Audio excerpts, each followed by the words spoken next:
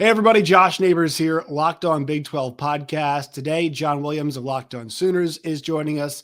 A look back at Oklahoma's 2022 season, kind of what went wrong, what went right, what will happen moving forward for them, and obviously Big 12 / SEC, both topics of conversation for the Sooners. That's all coming up. You are Locked On Big 12, your daily podcast on the Big 12 Conference, part of the Locked On Podcast Network, your team every day. Once again, Josh Neighbors here, Locked On Big 12 podcast. Make sure you guys find this show and Locked On Sooners wherever you guys get your podcast, Stitcher, Spotify, Apple Podcasts. You guys can find them both. And also, please subscribe to both channels on YouTube. Like the videos that you guys see on both channels. It helps John and I out very much. You guys can find me on Twitter at @JoshNeighbors_. You all can find John at John9Williams. John, first of all, just want to say I'm wearing my Commanders shirt today, but I love Dak Prescott. I hated Tony Romo. He made it easy to hate the Cowboys. Dak makes it very difficult. And also every single day I go to the gym around 11 o'clock. So I'm always watching First Take or Skip and Shannon, just because that's what's on the television. Right. I have my AirPods in, but they have the subtitles, and it's always Dak, and he's getting blamed for everything. Defense plays bad, it's Dak's fault. Brett Maher misses 4 times, it's probably Dak's fault. So it was refreshing to see nobody talk about that at all. Nobody has talked about how well Dak Prescott played. It's just Brett Maher missed, and is Tom Brady coming back? And I feel like no Dak Prescott talk is just a good sign. That means things are good. I know you're a Dak Prescott defender, so I just wanted to let you shine. Yeah. And, admittedly, he's had a ton of turnovers this year, but you look at kind of some of the context of some of those interceptions, and they're perfectly placed passes right on receivers' hands that get volleyballed up into the air and defenders come down with it. No, man, it is refreshing. It's also a little bit frustrating. Hey, you're going to spend all that energy talking Dak and then not talk Dak when he plays arguably the best game of his career. Anyway, that's another show you can check out Locked On Cowboys. It's important because there's a lot of turnover, right? Or overlap, I should say, right? There's a lot of overlap between your audience and the Cowboys fans. Mm-hmm. So luckily for Cowboys fans, you got a playoff win. That's nice. Something Oklahoma has not done, transitioning out of OU, and something that not very close to this year. So looking back at Oklahoma football, 6-7 this season, year one of the Brent Venables, what went the most wrong in your opinion? A lot went wrong, but what went the most wrong for OU in 2022?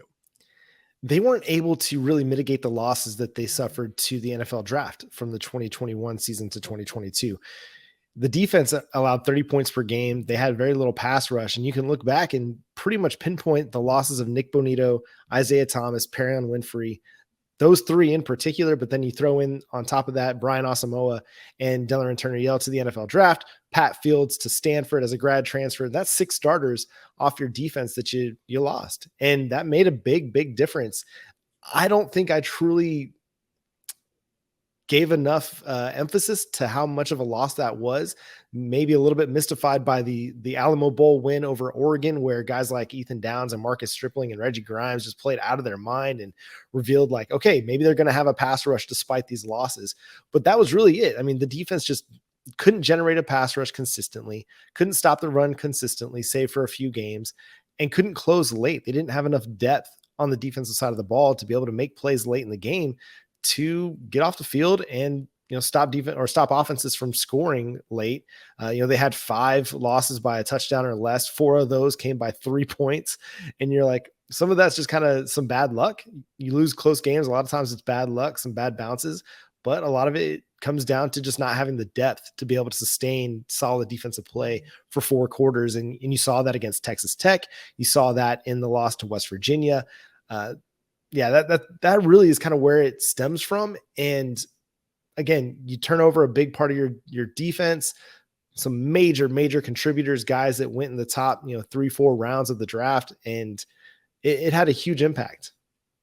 Yeah. I'm just kind of looking through, I'm trying to, remembering some of these games, because the defense is where this thing, this is where we have to talk about. Like, the offense was not great. I'm not going to say his offense was great, but there were performances on the offensive side of the ball that were good enough to win some games that they lost. I think the Texas Tech game is the one game we really look at and we're like, the offense was good enough to win this football game. They were up 24-7 at one point in that game in the first half.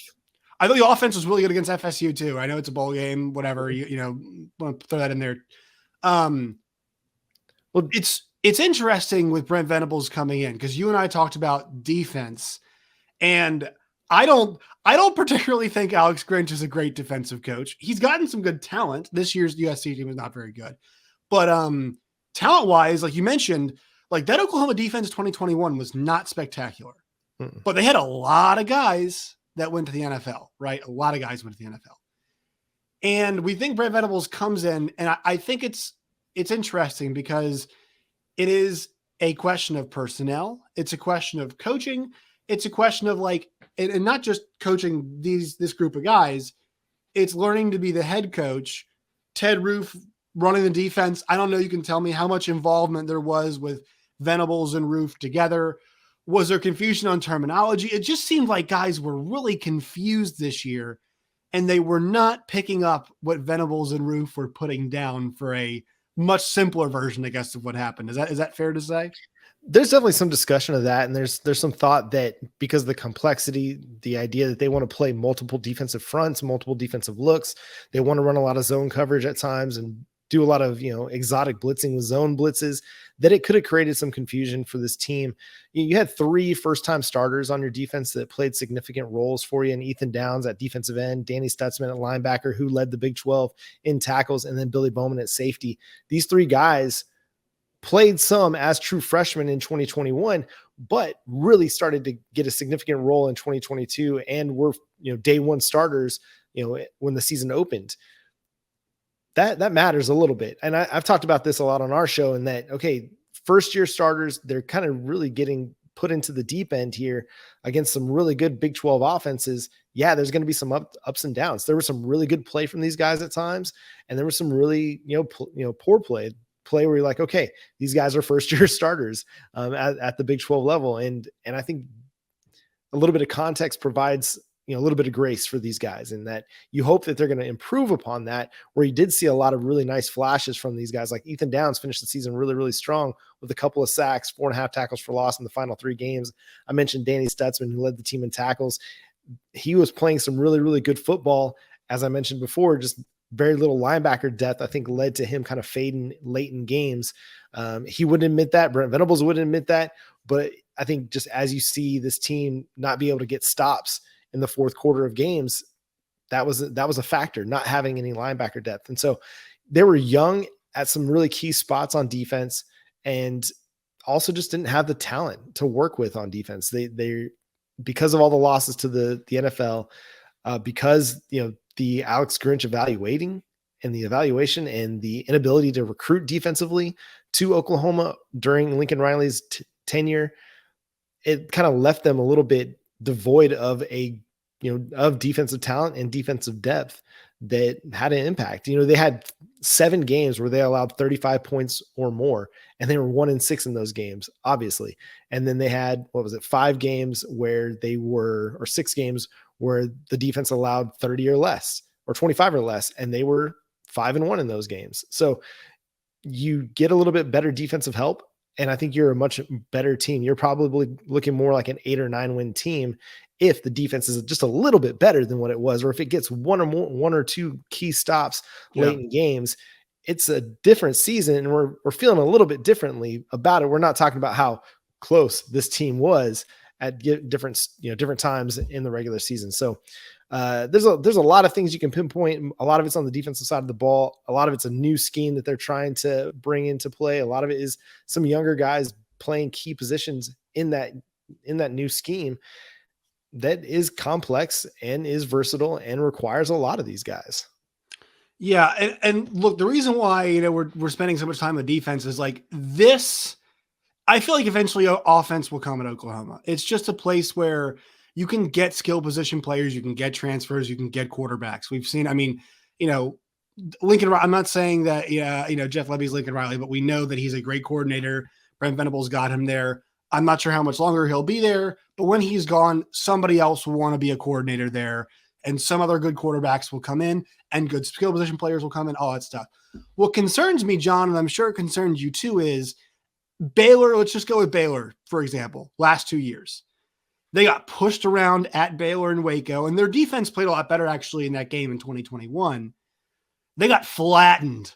They got flattened this year. And that was the Baylor stretch where they were playing good ball, but really Jeff Grimes was taking the ball out of Blake Shapen's hand. It was all wide zone. It was all going to be, we're coming at you with this running scheme. You know what's going to happen. Look, they do some different stuff at Baylor, but you generally know what's coming, and they railroaded Oklahoma again. And, you've seen some more high-flying offenses recently in the SEC and whatnot, but I'll tell you what, like the Big 12, as much as everybody calls it 7-on-7 league, whatever, like there are some teams that just want to run the football at you. Baylor just wants to run the ball at you. Oklahoma State in 2021 wanted to run the ball at you. Baylor in 21 as well wanted to run the ball at you. Kansas State wants to run the ball at you at times. TCU obviously this year wants to run the ball at you, and they did run the ball effectively on OU.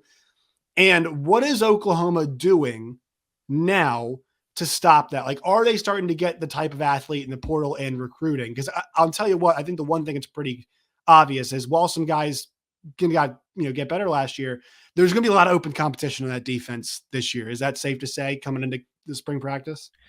I think so. I think what they've done in the transfer portal indicates that nobody's safe. You might have a few guys. I think Danny Stutzman will be one of your interior linebackers or inside linebackers that starts. Ethan Downs, I think, will probably still start at one of your defensive end spots. And then Billy Bowman, I think he's still going to be one of your starting safeties. And then, Woody Washington will probably start as well, but there's going to be a lot of, turnover. There's going to be a lot of guys that are going to be competing for spots. And you get a good return in Isaiah Coe, a defensive tackle that's coming back. We believe Jordan Kelly is going to be coming back as well. So that's really good because it helps solidify your interior defensive line. You add Jacob Lacey from Notre Dame, who was a 4-star prospect going to the Irish. He comes out of the transfer portal. Didn't play much in 2022, but he had a couple of sacks, 4.5 tackles for loss, I believe. In just a few games that he played. So that's a really good addition. Him, Davin Sears, that came from Texas State. I know you look at Texas State and you kind of scoff at it and you're like, oh, it's just Texas State. But this guy was getting offers from Tennessee, Penn State. Both those schools wanted him out of the transfer portal. Hey, Jared Verse came from Albany, right? And he's a first-team All-American. So if a guy can play, a guy can play. Exactly. And Texas State is making significant investment into their football program right now. So that's a program that's on the rise. So don't sleep on Davin Sears. So they're really working. And then they added Rondo Bothroyd as well, a guy that had 14.5 sacks over the last 2 seasons at Wake Forest. He could either play some, 3-man alignment, defensive end, some 3 technique and 4-man fronts for you because he's got that size and versatility. So that adds a lot of juice to Oklahoma's pass rush. He had 20 something plus tackles for loss over the last 2 years as well for the Demon Deacons. So another really, really strong addition to get a versatile defender up front. And that's really where it's going to start for Oklahoma because that is key. They've got to get better up front. In Brent Venables' great defenses, whether it was Oklahoma or at Clemson, they were dominant up front, whether it was Christian Wilkins, Dexter Lawrence, Tommy Harris, Gerald McCoy. They had elite interior defensive line players at the point of attack for the Sooners. And that's what's kind of been lacking for them. I mean, they've had good players and they had good solid play from them. Guys like Jalen Redmond this year, Isaiah Coe, Jordan Kelly, Jeffrey Johnson was a really good pickup from Tulane last year, but nobody that was absolutely dominant. They didn't have like a Brian Breesy that they can roll out there and just say, go get the ball and force them to, contribute 3 guys to try to block you. Missing out on a guy like David Hicks, who ended up going to Texas A&M in the 2023 cycle, was a huge miss for them because they need that type of player to come in and really transform the defensive front before they head into the SEC. The big guy that they're really on the big recruitment watch now is for David Stone, another elite defensive tackle prospect. This guy is out of Del City, Oklahoma, went and played at IMG Academy this past year, coming back to Oklahoma for a senior season. So that's really what it's going to take for Oklahoma. They've done some really good things in the transfer portal. We're really positive about the additions that they've made in the portal. It's just going to see how does it all come together and what's it going to look like when they do line up against a Big 12 offense this next year, because that's really going to be the key. Because like you mentioned, they, in certain games, they were really, really good against the run. Baylor's absolutely flattened them. Against traditional running games, aside from Baylor, they were pretty good. It was the quarterback run game a lot of times that gave them fits, whether it was Kansas State or TCU. In a way, Spencer Sanders and Oklahoma State. But against traditional run games, they did pretty good. But I think another aspect of that is they just need to improve their team speed. You know, at the linebacker level, Danny Stutzman, he's a good player, but he's not a super fast player, right? Yeah, I was going to say, because a lot of the quarterback stuff, that's going to fall on your linebackers to stop that part of the running game. Yeah. Right. David Agwebu, an experienced guy, has a lot of snaps under his belt, an athletic player, not a lot of speed there. I mean, he's fast for his size, but again, he's not like going to run people down in the backfield. You're hoping that your 2022 linebacker class in Jaron Kanik, Kip Lewis, and Kobe McKenzie take a step and are going to be integral parts of your linebacker core next year and add to that team speed, because you need it. You got to find some fast, aggressive players. Adding Deshaun McCullough from Indiana, an athletic, he played edge for the Hoosiers. They're looking at him as possibly a cheetah because of his safety experience in high school. But that's a key signing that they got in the transfer portal for them. If he can be the player that everybody expects him to be, that'll be a huge help for Oklahoma's defense this year. So on offense, I think this team, they were hurt by a couple things this year. Dillon Gabriel still looked like at times he was acclimating. For, like the Nebraska game, he was fantastic for most of it. But like just the week-to-week acclimating to being back, then obviously has the injury, right? I guess it was a concussion, the Jamoy Hodge hit. We all know, very dirty hit. That's one of those where it's like, that's an ejection. That should have been more than one game, in my opinion. It did reveal one thing, though. And look, this was a big storyline throughout our league this year. Depth at quarterback does matter, right? KU didn't win many games with Jason Bean, but by God, they were competitive in a lot of games because they had, right? The Baylor game was close. Obviously, he makes a run of the Oklahoma game. They win the Oklahoma State game with him in there. And so it's important to have that depth. Max Duggan backup, Will Howard backup. Oklahoma State cratered, no good backup, right? Texas Tech finished top half of the league. 3 guys got some reps. It's pretty simple, right? It's very, very simple. You need depth at that position. The cavalry is coming, it sounds like, and that's a big question. I think Dillon Gabriel should be the starter this year. I think there's like pretty good, like no doubt about it. He probably will be, but it's like we're in one bad game away territory from clamoring for Arnold with the way last season went, aren't we? Because like that's just how this thing is going to be, and I think folks need to maybe pump the brakes on that because they're really going to want to see this kid. But I'll tell you what, the one thing we've learned in this league, Will Howard and Max Duggan, experience, you can't beat it because those guys had their struggles and just got good because guess what? They were old. They've played. They just started getting good, and I think there's no experience, there's no substitute for experience. And so the Sooners should feel okay with Gabriel at the helm in 2023. Do you agree? 100% agree. Did he have some games where you're like, man, he needed to be better in this game? Absolutely. Were there some misses on throws? Absolutely. But every quarterback misses throws. And we've talked about this on our show where the social media era of football watching and analysis has over amplified all the misses, right? Like anytime that there's an overthrow on what would have been a touchdown, you're like, oh my gosh, this guy's the worst quarterback in the world. But I mean, he was a really good player. The Oklahoma Sooners, they scored a lot of points. They scored 32 points per game this season. They ran the ball really well. When he was asked to throw, for the most part, he was really good. Was he great? No. Was he Heisman contender level? No. Was he, but I would say he was at least as good as Caleb Williams was in 21, not 2022. Caleb Williams was phenomenal in 2022. As good as Caleb Williams was in 2021 when he took over for Spencer Rattler, and as good as Spencer Rattler was in 2020. So he's good enough. Oklahoma's offense was good enough to win several more games than they did this year. They weren't going to win the TCU game with Dillon Gabriel, in my opinion.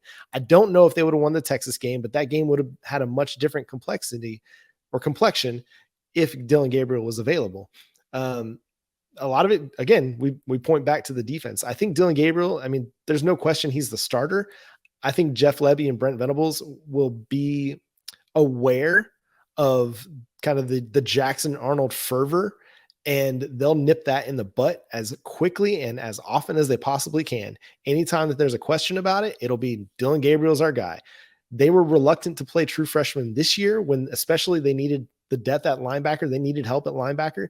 They didn't want to get guys on the field very much. They got Jaron Kanik some opportunities early, but generally it was because out of injury.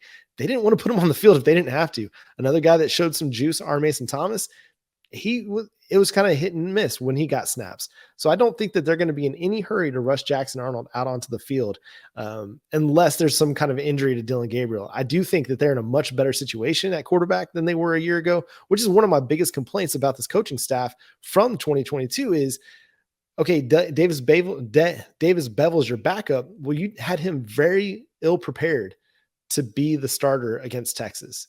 He didn't look like he belonged on a college football field, and that comes back to the coaching staff not preparing him well enough to go into that game to throw the football. And so you're in a much better situation at quarterback with Dillon Gabriel as your starter, Jackson Arnold as the presumed kind of QB2 on this team. They won't probably assign him the backup quarterback role, but if Dillon Gabriel goes down and he goes down for a significant stretch of time, I'd imagine it's the Jackson Arnold show and the Jackson Arnold era begins. But yeah, it's Dillon Gabriel and he's going to be good enough.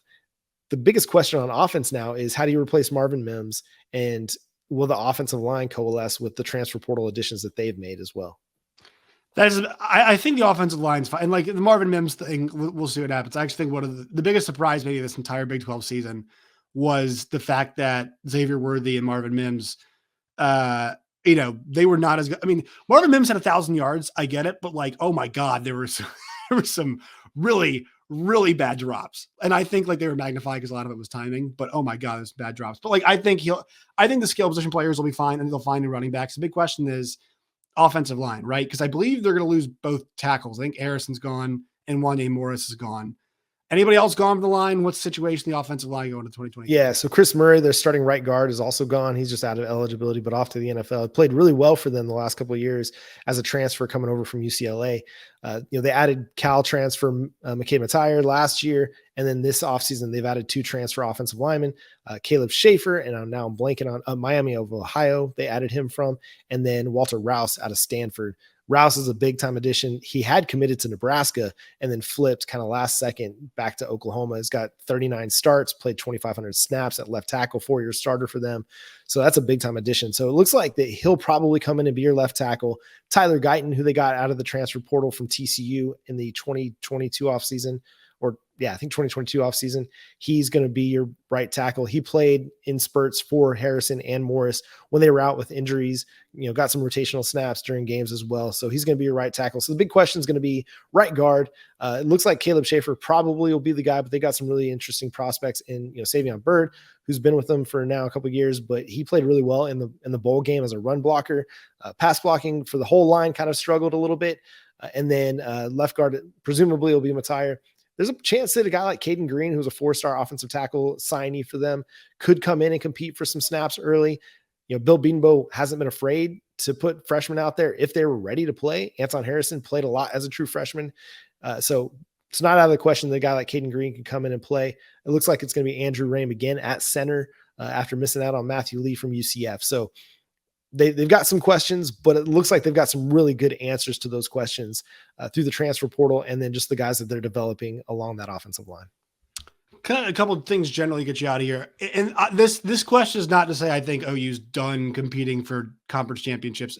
Do you think they're done competing for Big 12 championships? Like, do you think it's a situation where it's obviously we have to mind them because the talent they have is always a step up from the rest of the league, the way they recruit and whatnot. But do you think with the way last season went and kind of the way Brent Venables needs to build this thing that we're not talking, and I know like once again, like it's anybody's league, it feels like, but do you think would you lean more towards we're not going to see Oklahoma in a Big 12 championship game, especially if they only have one more year left in the league? This is more building towards the SEC that we're talking about, or do you think it's a team that's going to contend for a Big 12 championship next year? Before the transfer portal really started, that transfer portal class really started to take shape, I was kind of the mind that, okay, it might not be until 2024, 2025 that we really start to see this defense perform like we expected Brent Venables' defense to perform. However, you add Deshaun McCullough, a guy who had 4.5 sacks as a true freshman, to come in and probably replace Deshaun White as your cheetah. You add Rondo Bothroyd, a guy with a ton of production at Wake Forest, Davin Sears. I mean, Reggie Pearson out of Texas Tech, who may not be the greatest safety, but he brings something that Oklahoma doesn't have, which is kind of a nastiness and an edgy demeanor. And you need a little bit of that. this 2023 recruiting class, I don't know how much of these guys will play, but you get a guy like PJ Adebare, who is just now ranked the number 4 prospect and on 300s late at their final rankings for the 2023 cycle. And you've got an infusion of talent that's coming that I think could improve the defense enough that allows your offense to win more games and puts you in a position to contend for the Big 12. Will they get there? That's anybody's guess. But I think that they're going to be one of the teams that gets talked about as, kind of the offseason rolls through, and as we get to preseason, things like that. They'll be one of the teams that gets mentioned in the conversation because, as you mentioned, it's going to be as wide open as it was this year, if not even more so. I don't know if there's a team, as we look at it right now on paper, that's going to have a TCU type run where they go undefeated through conference play. There could be 2 teams in the Big 12 championship game that have multiple losses in conference play because of just I would say the overall depth, but all of the losses that everybody's suffering. Yeah, you get Will Howard back at Kansas State. Yeah, you get Tyler Shuck back at Texas Tech. You get Quinn Ewers back at Texas, but they're all suffering key losses at key positions as well. So it is going to be one of those leagues that does have a lot of question going into the regular season. And I think Oklahoma could be there. If they we talked about it on our show last night, actually, if they can get from allowing 30 points per game to like 25 points per game, that would get them to about 55th in the nation in scoring defense. That would be enough to get them to winning a few more games, especially in Big 12 play, and getting to the Big 12 title game. So I don't think it's completely out of the question. Right now, I would not pick them as my favorite to get to the Big 12 title game or to win the Big 12. But I think with what they've done in the transfer portal, the additions that they've made, the questions that they've answered that way, I think they're in a good spot to put themselves in the conversation if they can also figure out how to win close games late. And then final thing, what are the 2 places that OU fans want to go next year in their final year in the league? What are the 2 road games that you've heard Sooner fans say, that's where I want to go next year? 2 places, obviously with the new teams. It can be, hey, we want one last trip this place. It can be, hey, we want a new trip this place. So give me 2. That's a great question. I actually haven't I haven't asked that question, but I'm going to put that up on the YouTube side in our. I've heard Provo. Channel. I know I've heard everybody wants them to go to Provo. I want to go to Provo. Right. That'd be amazing. September in Provo, that'd be a great way to kind of get rid of the Oklahoma summers and get up into the mountains a little bit and go chill. That'd be kind of fun. That's one place I think would be a lot of fun. Orlando is not a bad spot either. I don't think anybody's all like geeked up to go to Houston or Cincinnati. So those are kind of the places that I think probably a little bit lower on the list, not really destinations. Right. Yeah. So give me Provo. I think Orlando would be a lot of fun especially you got kids, you want to, make a week of it and take your kids, to Disney World or Universal and then hit up the game on Saturday. I think that could be a lot of fun for Oklahoma Sooners fans. John, where can people find you and your work and all of its variety? Yeah, you can follow me on Twitter at John9Williams. You can follow the show at Locked On Sooners on Twitter as well. And wherever you get your podcasts and on YouTube, you can read my work covering the Oklahoma Sooners over at thesoonerswire.com.